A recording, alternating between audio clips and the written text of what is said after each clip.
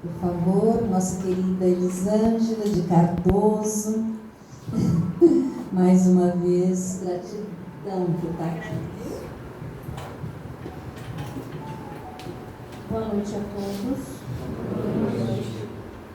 Falava há pouco da alegria, que é sempre estar aqui, para que juntos possamos estudar o Evangelho de Jesus. O Senhor brincava que todos estavam eufóricos, Que bom, que ouvir o Evangelho de Jesus é motivo de grande euforia. Seria mais se a gente mantivesse essa euforia e colocasse em prática, Sempre. Mas hoje o tema que eu trouxe para o estudo dessa noite é o trabalho na casa espírita. Comumente, a gente ouve por dirigentes, oradores que aqui vêm falar do Evangelho, que a casa espírita, o centro espírita, é um hospital e uma escola, Ora hospital porque aqui viemos buscar o socorro para as nossas dores, e ora uma escola porque aqui viemos buscar os ensinamentos do Mestre. Mas toda escola e todo hospital precisa, para um bom funcionamento, para funcionar, precisa de trabalhadores, E a casa não é diferente. Precisamos de trabalhadores para a seara do Mestre, Já tinha uma fala de Jesus que muitos são chamados, todos nós somos chamados, mas bem poucos não são os escolhidos, são os que aceitam o convite. Mas vamos falar hoje, nessa noite, do trabalho nos dois planos, no plano espiritual, e no plano físico. O plano espiritual tem este livro aqui que é de Luiz Antônio, ali de Votuporanga, acredito que a maioria já o conheça, que ele chama Na Seara do Bem, que ele conta nessa obra, por espírito de Tomini, o que acontece na nossa casa espírita num dia como esse de palestra pública. Qual que é o trabalho da espiritualidade com a casa, com os frequentadores no dia de palestra pública. Então eu peguei alguns capítulos só para a gente elucidar um pouquinho mais do trabalho incansável da espiritualidade para conosco. A Germana falava há pouco que a espiritualidade preparou, e com certeza preparou. Nós vamos ver esse trabalho como se dá. Começamos lá nos preparativos.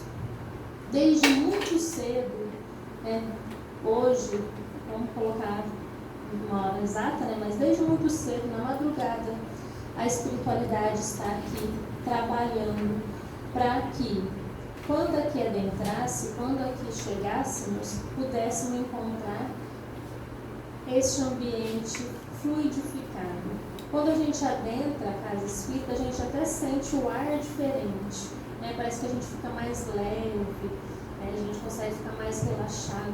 Isso tudo é trabalho da espiritualidade. Eles vieram aqui e harmonizaram e fluidificaram. Então, aquele meu passador não passa, mas ali está Joel, que é o mentor que vai explicar para Tonini tudo o que acontece, Então ele fala, a gente observa lá logo mais no fundo, nessa primeira imagem aqui, a espiritualidade trabalhando. Ele nos conta que eles fazem uma verdadeira limpeza no ambiente.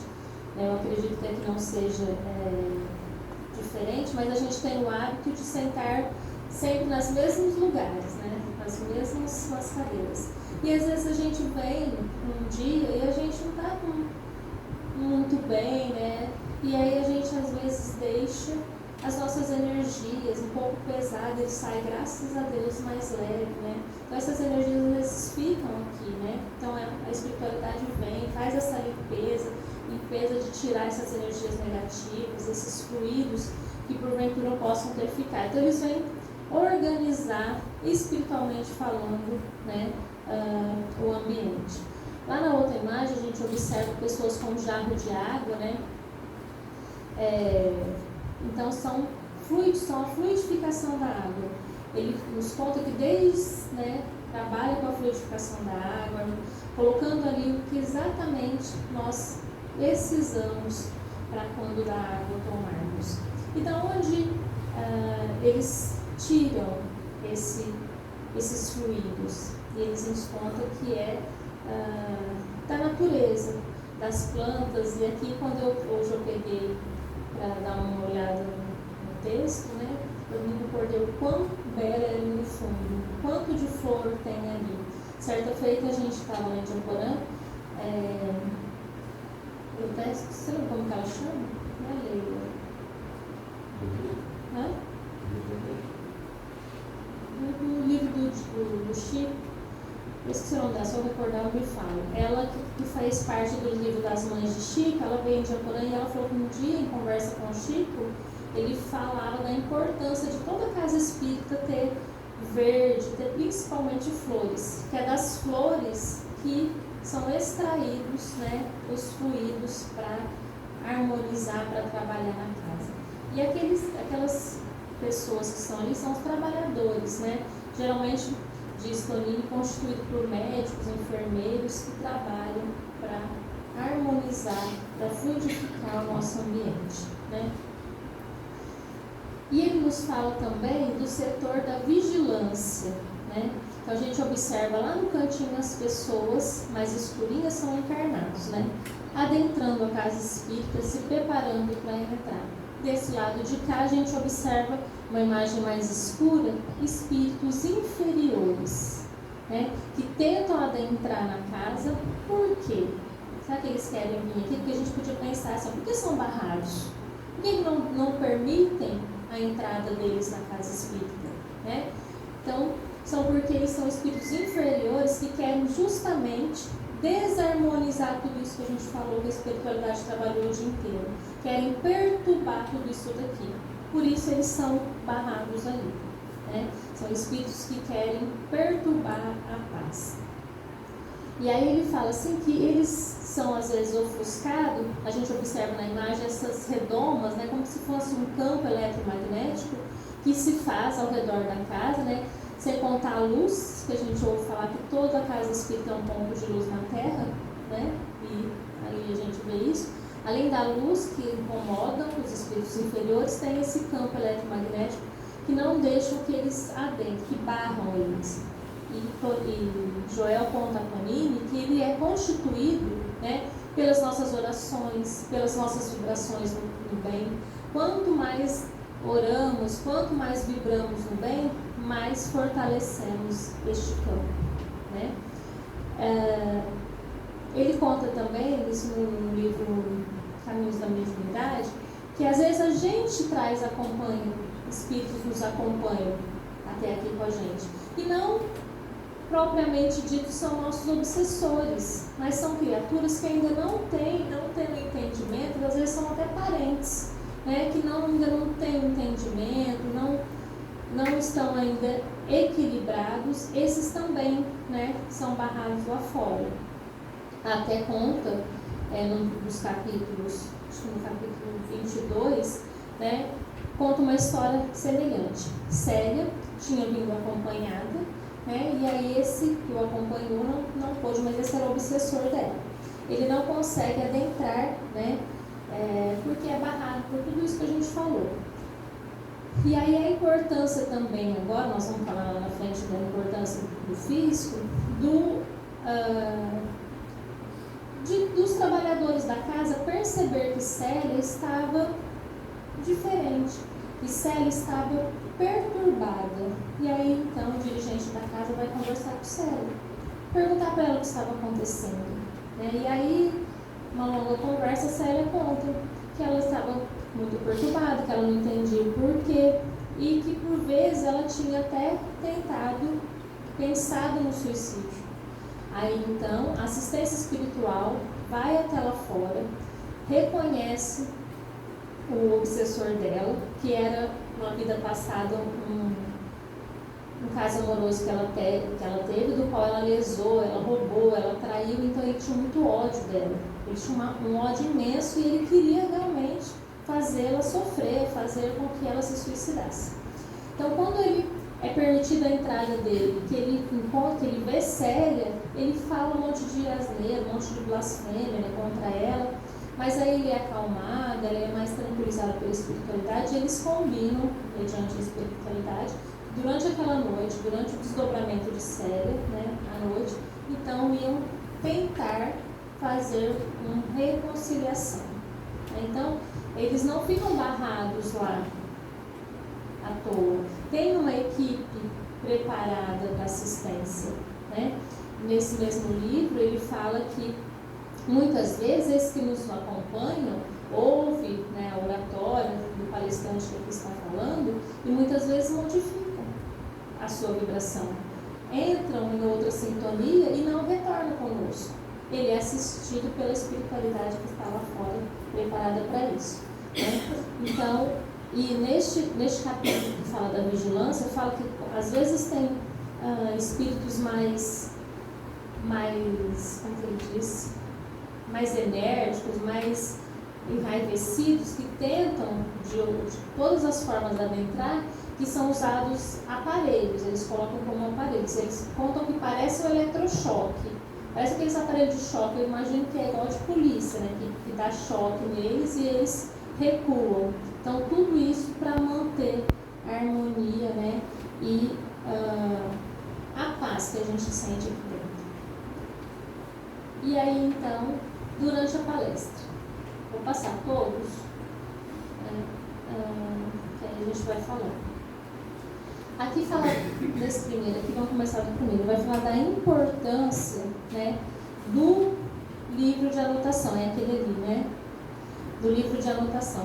Muitas vezes, deve ter acontecido com vocês também, alguém fala assim, coloca o meu nome lá no livro, e a gente vem e coloca o nome ali, mas não está nem pensando no nome que a gente está colocando ali no livro. Então, ele vem nos lembrar da importância de impor mesmo com fé o nome, tanto encarnado como desencarnado. Porque tem uma equipe, no livro Mensageiros, eles falam que até no centro que eles estão visitando, tem 4 entidades que ficam responsáveis por acolher as orações, né, os livros de anotação e a assistência, né? Levam, recebem, passam, tudo, né, através dos nossos livros de anotações. Então, a importância da gente colocar. Ali a mulher tinha colocado, né, ela estava mentalizando o filho e aí a assistência recebida. Tá? Durante a palestra, né, que é o segundo, a gente vê o orador em pé ali e a assistência que esse recebe. Então, a gente pode pensar assim, então o orador é só ir lá e falar, né? Porque aí a espiritualidade vai estar falando tudo para ele, não. Isso acontece desde que ele esteja preparado. Porque por vezes, isso é tão verdade, assim, a espiritualidade nos intui a falar alguma coisa que por vezes a gente não tinha nem colocado, né? Eu anoto tudo aqui, não tinha nem colocado, mas a espiritualidade sopra e você fala, nossa, vem do nada, né? Então é porque a gente é intuído a poder a falar. E a fala, né, ele nos diz que é uma autoeducação. Então, como o primeiro ouvido que escuta é o nosso, né, então é uma autoeducação. O Evangelho da palestra é para a gente auto-se educar. Se alguém tiver aqui vindo pela primeira vez ou pelas primeiras vezes, né, acredito que não vai ser diferente, quando eu comecei no centro, todas as palestras, todas, inicialmente falavam assim, gente, está falando para mim. Parecia que só tinha eu lá no centro e eles estavam falando especificamente para mim, né? Porque o Evangelho é pra gente. Aí a gente vai ficando mais velho, pouca gente pensa assim, aquela ali é pro meu marido. Aí a gente já tira um pouquinho. Mas todo o Evangelho é ensinamento pra gente, porque é a gente que se corrige. É autoeducação para mim, eu não consigo corrigir o outro. Então, é educação para mim. E aí ele até conta da mulher, de uma moça que tinha vindo brigada com a mãe, ela estava com um rancor muito grande, e durante, né, a oratória, as falas do orador, isso foi tocando o seu coração e ela saiu desse dia e se reconciliou com a mãe. Né? Essa outra imagem aqui é o trabalho da espiritualidade durante a palestra.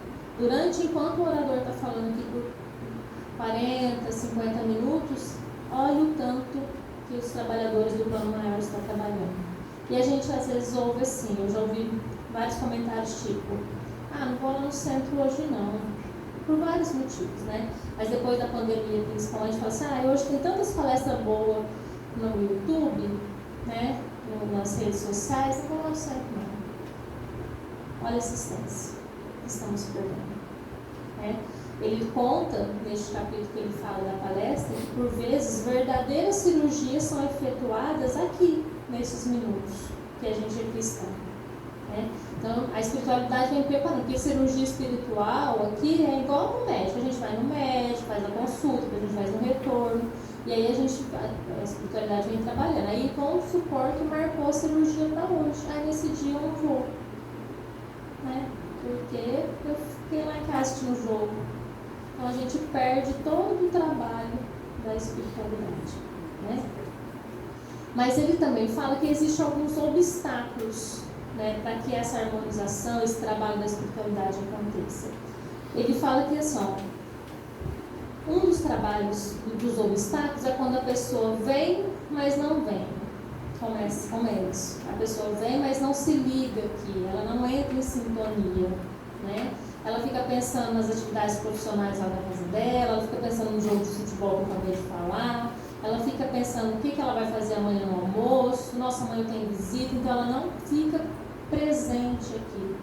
Então isso atrapalha, não para a espiritualidade, atrapalha para mim. Porque eu crio uma barreira, então eu não recebo tudo aquilo que a espiritualidade preparou para mim. Né? Aí Toninho pergunta assim, e aquelas pessoas que dormem lá no centro? Então a gente que fica aqui na frente, a gente é privilegiada, né? Que a gente vê. Mas assim, ele pergunta das pessoas que dormem, aí ela fala assim, que é indisciplina. Joel fala para ele, por que indisciplina? Porque ele fala que por vezes a gente está aqui com sono, né? Ainda mais eu que falo mole, meio minerado, assim, né? Daí vai dando sono. Mas quando eu saio daqui, a maioria trabalhou o dia inteiro, né? Um trabalho pesado. Mas aí sai daqui, chega lá, vai passar a novela. E aí fica lá, acesinha para assistir a novela. Vai passar o jogo do Corinthians. Não, Corinthians não tá podendo não. Aí fica lá assistindo por horas esse jogo e o sono vai embora. Então ele fala que é questão de indisciplina. Aí perguntaram para Joel assim, mas quando, né, acontece um caso de obsessão? Que a gente sabe lá que aquele obsessor que ficou lá fora, às vezes a obsessão dele é tão grande que ele faz um campo vibratório tão grande que está aqui dentro, né? Então ele faz com que, aí depois isso realmente acontece. Às vezes é tanto na sintonia que ele faz com que a criatura durma. Mas mesmo assim ele fala que é indisciplina. Porque ele falou assim, o sono é tão incontrolador, a gente não consegue controlar o sono, que a gente levante. E que assista a palestra em pé. Né? Para que a gente eduque no caso da obsessão, o obsessor que a gente é mais forte que ele. Né? Então que a gente, quando vier, né, se proponha a vir realmente, né, para entrar em sintonia com o plano maior, para que a gente possa ser beneficiado em todos os sentidos. E agora o livro, quem não conhece, ele fala de muitas coisas, fala da música, de abertura, fala, sabe, do conhecimento, é muito rico. Eu vou parar nessa parte aqui do plano da espiritualidade para que a gente fale do trabalho físico, tá? Mas antes eu vou passar um vídeo que vai falar um pouquinho do que a gente vai entrar agora.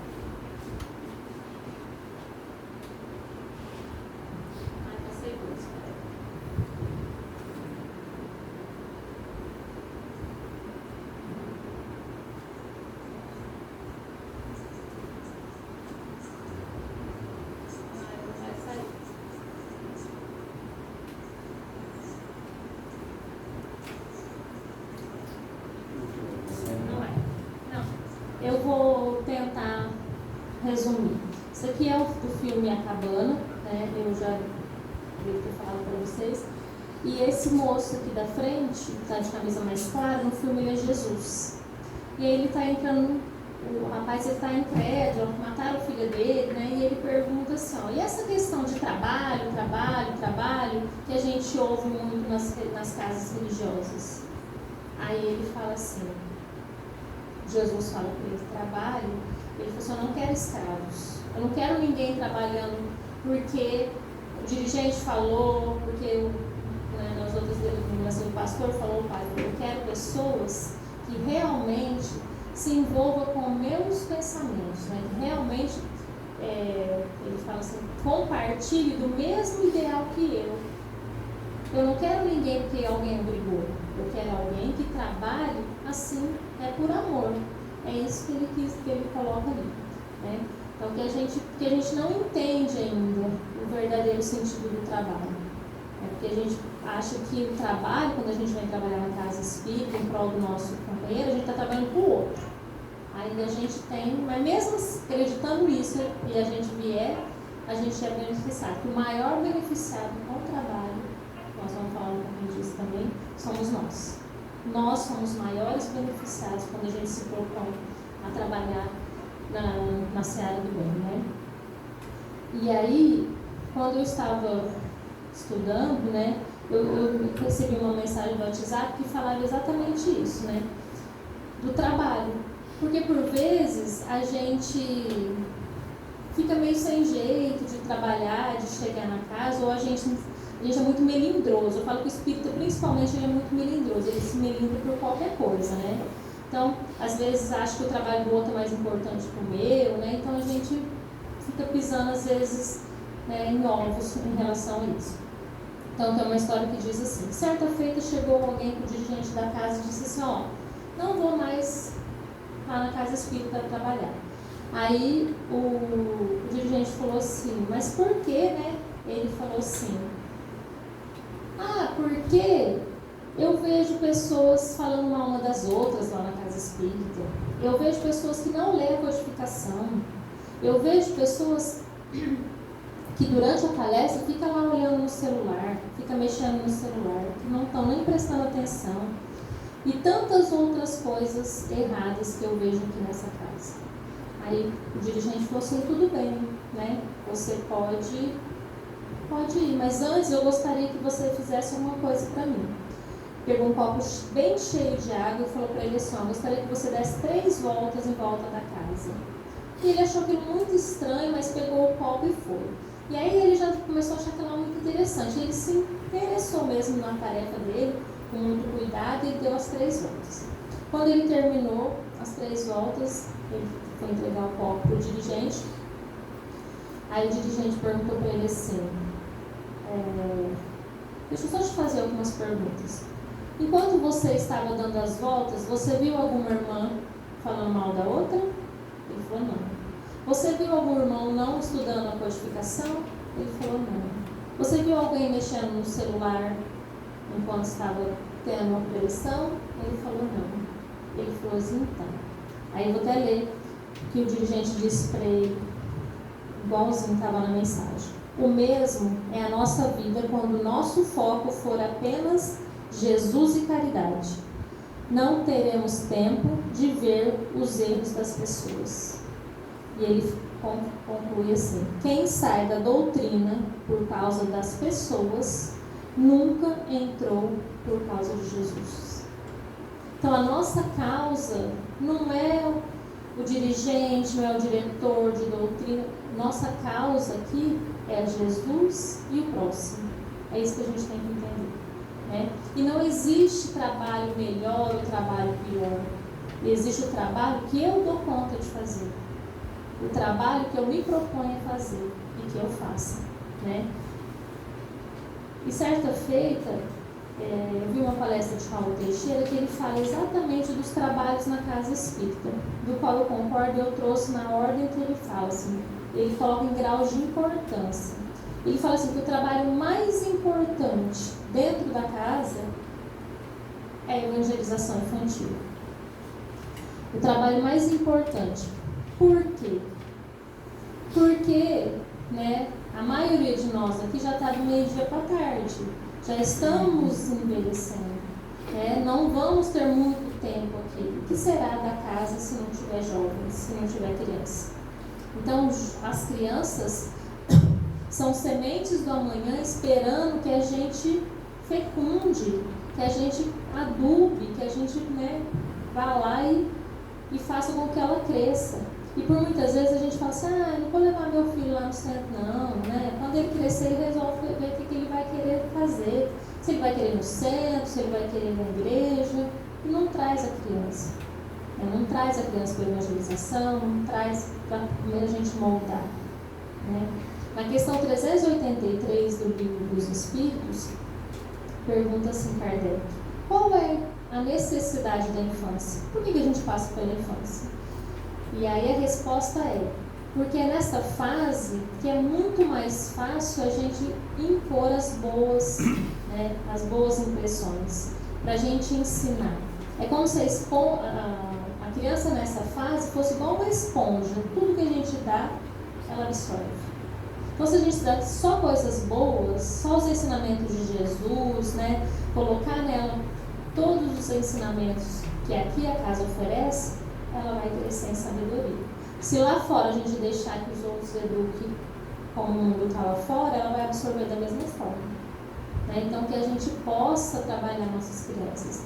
E eu vejo que aqui, né, eu cheguei e tinha 4 menininhas brincando lá fora, que aqui tem muitas crianças, assim como tem adolescente. Né? Então, que o segundo, né, o trabalho mais importante, aí eu me coloquei a fotinha ali. Então, ali está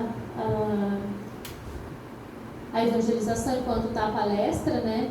E ele conta que durante a palestra que estão sendo evangelizadas crianças, são trazidas mães do plano espiritual para aprender, lá naquela primeira imagem lá tem duas lá em pé, ó, são mães do plano espiritual que vêm durante a evangelização infantil aprender como educar, como evangelizar seus filhos, porque essas mães na outra existência fariam como mães. Então, olha a importância da evangelização ali, né? Então, são trazidas mães. Então, e antigamente, algum tempo atrás, o que era a evangelização infantil? Era só tirar as crianças da sala aqui, para que elas não atrapalhassem, para que não fizessem barulho, e ficava lá brincando, né, de uma outra forma, num outro espaço, para não atrapalhar. Hoje, não. Hoje a gente já vê uma preocupação dos evangelizadores do que trabalhar, como trabalhar, né? Tem cursos de evangelizadores, aqui em Votuporanga já teve vários, né? Eu participei de uma foi em Votuporanga, mas a gente já participou de cursos de evangelizadores, então a gente vê a preocupação, né, de se evangelizar de forma mais séria, né? A segunda trabalho mais importante é a mocidade que a gente já falou. Por quê? Porque é a continuação também, né? E a mocidade é mais difícil, porque enquanto é criança o pai obriga, o pai traz, né? Mesmo ele não querendo, o pai obriga. Mas depois, quando vai ficando adolescente, já vem a fase da rebeldia. É quando o homem velho retorna, começa a aflorar os vícios que até lá estava adormecidinho, né? E se a gente não trabalhou isso, ele aflora com vontade. Né? Então começa, não vou lá não, coisa careta, né? Não vou lá nesse centro não. Então é o momento da gente deixar esses jovens então. Mas o que acontece? Né? A gente precisa aprender a falar o que o jovem gosta de ouvir. Porque se a gente chegar no estudo de adolescente, de jovem adolescente, falar assim, vamos estudar o livro dos Espíritos, pega aí, questão 1, que é Deus, questão 2, não fica. Jovem não fica? Não fica, né? Não fica.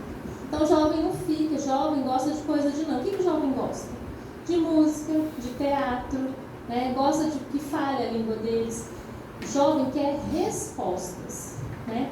Algum tempo atrás, quando eu morava em Japoraí, a gente fez um grupo de jovens, né? Eu, o Marcelo e a esposa do Eudes que coordenava. E a gente ficava meio espantado, assim, o que eles queriam saber? Tudo bem que a gente não tinha resposta para eles de imediato, mas a gente procurava, estudava e no outro encontro a gente respondia. Eles queriam saber sobre droga, queriam saber sobre sexo, queriam saber sobre as festas. Por exemplo, na época dessa de carnaval, eles queriam saber de carnaval, entendeu? Então a gente tem que mostrar para eles que tudo lhe é lícito, não tem nada proibido. mas que nem tudo lhe convém, né? E que tudo na nossa vida a gente tem a lei de ação e reação, né?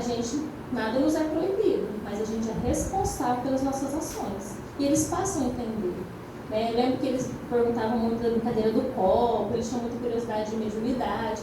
Então, se a gente não ensinar dentro do centro da maneira correta, eles vão aprender lá fora. Né? Então, só que a gente precisa aprender a lidar com eles e falar a língua que eles gostam de ouvir. Né? Porque senão, não fica. Não fica.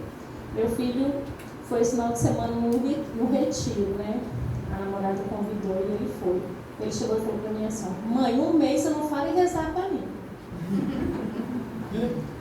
Eu falei, nem te quero, vou falar o quê? Então, tipo assim, não foi o que ele estava esperando. Então a gente precisa entender a juventude de hoje. A gente mudou muito da nossa época? Mudou, mas a gente precisa, para fazer com que eles fiquem aqui, falar a língua deles, né? A terceira é a caridade, né? E a gente fala aqui, vamos começar com a caridade material. A casa oferece todas as oportunidades para a gente faça a caridade material. Eu não perguntei quais os trabalhos que a casa oferece, mas eu acredito que tem a sopa, tem cesta básica que oferece, né, aos carentes. Tem um bazar que eu vi esse final de semana que foi feito, né, ali para a construção do salão. Então, trabalho não falta. Oportunidade para que a gente trabalhe na casa espírita não falta. Então, a gente tem todas as oportunidades para que a gente possa fazer o trabalho material, que é o mais fácil. Né? Vamos falar um pouquinho do trabalho assistencial. Né? A gente pode, eu não tenho muito tempo, eu não tenho dinheiro, porque às vezes a gente acha que é só pôr a mão no bolso, que é o que é mais fácil. Mas a gente pode ter uma palavra, um tempo a mais com uma pessoa, um vizinho da gente que a gente está sabendo que está com problema, um amigo nosso, um ouvido para ouvir, né? Uma fala no bem pode fazer com que ele mude a atitude. Então a gente tem muitas oportunidades todos os dias no momento que a gente acorda. E a casa nos oferece. Aqui também tem, eu fico encantada também, que quando termina na quarta-feira, não vai todo mundo embora. Tem um momento lá no fundo, às vezes é nesse momento que a gente pode sentir que o nosso companheiro está, né, naquele dia não está muito bem. O que houve? Às vezes está doente, às vezes o companheiro está doente. Então a gente tem que aprender a ouvir, né, para que a gente possa fazer a caridade que não depende do dinheiro. Na questão 886, quando perguntado para Kardec, quando Kardec pergunta qual é o verdadeiro sentido da palavra caridade como entendia Jesus, o que ele fala? Benevolência para com todos, né, que é ser bom para com todos. Indulgência é fazer o bem sem ficar apontando os defeitos, sem olhar quem, e perdão das ofensas. Né? Então, em nenhum momento ele falou assim, caridade é pegar o que você tem lá. Não, envolve muita coisa a caridade. Tanto que quando perguntado para Maria Teresa, numa certa ocasião, perguntaram para ela qual que é a sua religião, e ela respondeu: minha religião é você. Minha religião está no próximo. Minha religião é fazer o bem. É fazer tudo o que me for possível, que eu faça. E a casa oferece. E aqui eu não sei, né, como eu perguntei, mas com certeza deve estar escasso de trabalhador. Porque sempre falta trabalhadores. Né? Então que a gente possa, né, se engajar na causa. Aqui tem uma fala, né, que diz assim: quando os homens descobrirem a importância do serviço a favor do semelhante, estarão a caminho da solução definitiva dos próprios problemas. Porque a gente entenderá que o maior beneficiado sou eu. Né? Então, a gente hoje acha que é o outro, mas o maior beneficiado, quando a gente faz o bem, somos nós mesmos.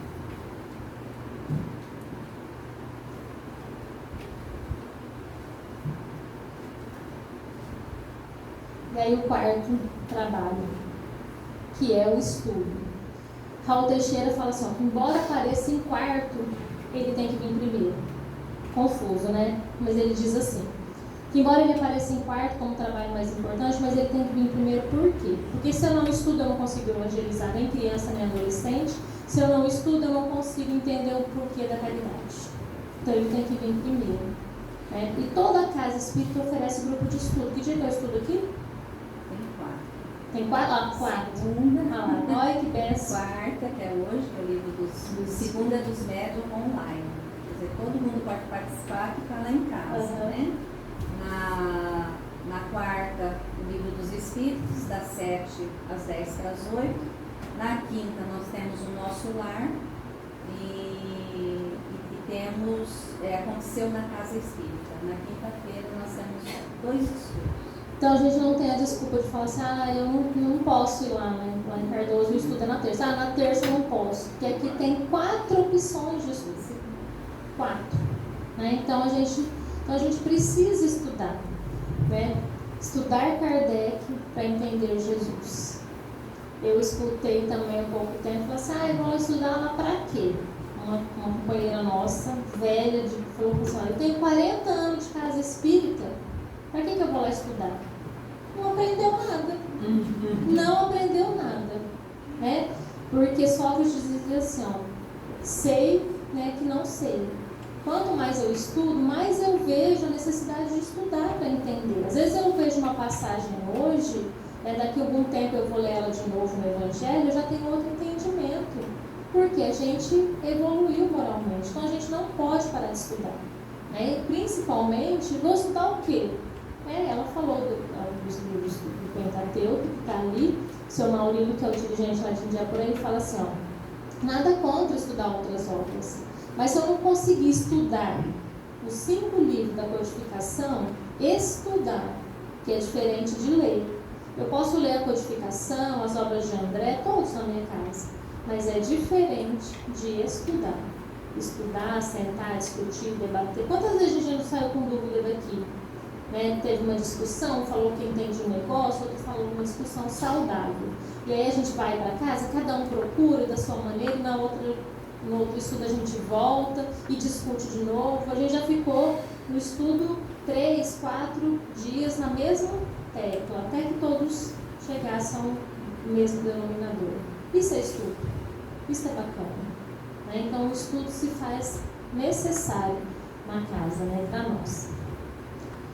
E o quinto, né, é a sessão mediúnica, que muitos ainda acham primordial. A gente ouve muito assim, tal centro, aqui tem sessão mediúnica? Tal centro lá é fraco. Eu, morava em Indiaporã, morei lá em Cardoso faz pouco tempo. Lá em Indiaporã, por muito tempo, não tinha sessão mediúnica. Né? A gente ouvia muito assim, lá o centro é fraco. Mas é um dos centros mais fortes no sentido assim, de estudo. Era um centro embasado no estudo, não tinha mesmo sessão mediúnica. Mas a gente estudava, e a gente estudava muito. Raul Teixeira, quando ele vai falar desse tema, ele fala assim, que às vezes, né, a sessão mediúnica, ela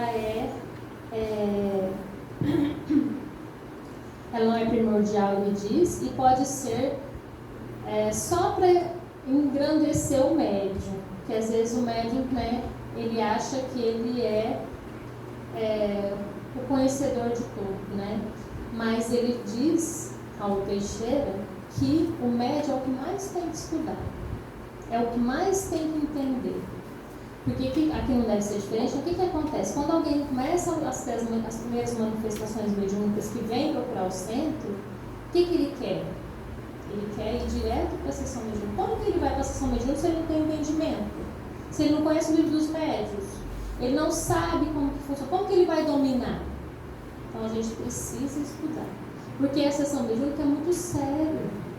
Né? Vai desde a preparação para os frequentadores, do que comer naquele dia, uma alimentação mais leve, da higiene mental. Então é muito sério. E a gente pensa, às vezes, que os espíritos que vão ali se comunicar são espíritos sofredores, que eles são ignorantes. Eles não são ignorantes, eles são sofredores. Às vezes eles zombam da nossa ignorância. Por quê? Já conheci pessoas que não participavam de estudo nenhum, que era doutrinador. Como você vai doutrinar um espírito se você não tem conhecimento do Evangelho? Então é muito sério isso, né? Então não é, desenvolveu lá, teve uma manifestação, traz lá para a sessão mediúnica, não. Tem que ter critérios. E a gente tem que respeitar, cada centro tem os seus critérios e a gente tem que aprender a respeitar. Né? E a gente entende que quão grandes são as oportunidades de trabalho que a casa nos oferece. Nós falamos alguma delas aqui. Dizem, né, que o grande problema quando a gente chega do lado de lá, o que nos incomoda mais são as oportunidades que nós perdemos enquanto estivermos aqui na Terra. Né? Então a gente chega e fala, nossa, estive lá dentro da casa, por que eu não fui, por que eu não fiz? Né? Então a gente perde as oportunidades. Então, para encerrar, eu tinha trazido uma canção, mas ela não vai tocar, que fala assim, ó, que ficam sempre perfume nas mãos de quem oferecem rosas. Né? Então, ficam sempre perfume. Então, eu vou encerrar com uma historinha que fala do trabalho em equipe. O quão é importante o trabalho em equipe. Quem é professor às vezes conhece. Diz que certa feita, uma família de tartarugas combinou um piquenique. Então, eles foram arrumaram a tartaruga muito lento, levaram alguns dias para preparar tudo para fazer o piquenique. Aí saíram, caminharam um dia, 2 dias, até encontrar o local onde seria feito o piquenique. Quando estavam tirando as coisas da cesta, perceberam que tinha esquecido o sal. Um piquenique sem sal seria muito sem graça. Né? Então ficaram lá discutindo entre eles e pensando, né, como vamos fazer? Aí alguém tem a ideia assim, vamos pedir para a tartaruguinha mais nova e buscar o sal, porque ela é mais ágil, porque né, ela vai mais rápido e volta. E aí ela fala assim, então tá bom, ela esbravejou, reclamou, mas ela concordou. Aí ela falou assim, olha, eu vou, mas com uma condição, que ninguém coma nada enquanto eu não voltar. Aí todos concordaram e ela foi. Passou 1 dia, 2 dias, 3 dias e nada da tartaruga. 4 dias, no 5º dia, a tartaruga mais velha falou assim, eu não aguento mais, eu vou morrer de fome, eu vou comer. Aí ele pega o sanduíche, abre, na hora que ele ia dar a primeira dentada, a tartaruguinha sai de trás da árvore e falou assim, eu sabia que vocês não iam esperar eu chegar. Então às vezes a gente faz igual a tartaruga. A gente fica olhando o que o outro vai fazer e deixa de fazer o nosso trabalho. Por que eu dou conta de fazer hoje? Né? O que eu dou conta de fazer aqui na casa para auxiliar? Né? Eu dou conta de vir ajudar na feira, eu dou conta de vir ajudar as crianças. O que eu posso fazer? Né? Então a gente precisa deixar de ser tartaruga, se preocupar com o trabalho do outro. Se preocupar com o que o outro vai fazer. Porque às vezes o meu trabalho é tão importante quanto o do outro. E se eu não fizer o meu, todos os outros são prejudicados. Né? Que Jesus, o nosso Mestre, nos abençoe e nos fortaleça e nos traga sempre a sua paz.